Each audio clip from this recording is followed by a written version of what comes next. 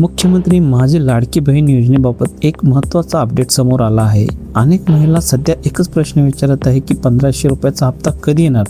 तर काही महिलांच्या खात्यात पैसे येण्याची प्रक्रिया सुरू होणार आहे, तर काही महिलांचे पैसे का अडकू शकतात हेही समजून घेणे तितकेच महत्त्वाचे आहे। तर याचा सगळ्यात महत्त्वाचा अपडेट म्हणजे राज्य सरकारने पात्र महिलांच्या खात्यात पुढील 1500चा हप्ता रक्षाबंधनाच्या निमित्त जमा करण्याची घोषणा केली आहे। मात्र यावेळी प्रत्येक अर्जाची पुन्हा तपासणी केली जात आहे, म्हणून सर्वांनाच पैसे मिळतील असे समजू नका। आता प्रश्न असा आहे की काही महिलांच्या नावे यादीतून का गायब झाले आहे। यामागे 4 मोठी कारणे सांगितली जात आहे।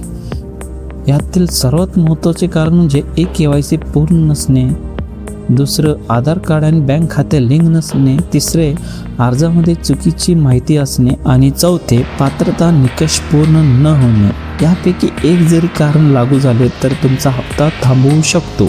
जर तुमच्या खात्यात अजून पैसे आले नसतील तर घाबरू नका। सर्वप्रथम तुमचा आधार बँकेची लिंक आहे का ते तपासा, KYC पूर्ण झाली आहे का ते तपासा, बँक खाते सक्रिय आहे का ते आधी पहा आणि अर्जामधील नाव, जन्मतारीख, इतर माहिती योग्य आहे का याची खात्री करून घ्या। आणि यात सर्वात महत्त्वाची सूचना म्हणजे सध्या सोशल मीडियावर अनेक खोटे मेसेज व्हायरल होत आहेत। सर्वांना 3000 मिळणार अशी अर्ज सुरू आहे। अशा मेसेजवर लगेच विश्वास ठेवत बसू नका, फक्त अधिकृत सरकारी माहितीलाच महत्त्व द्या।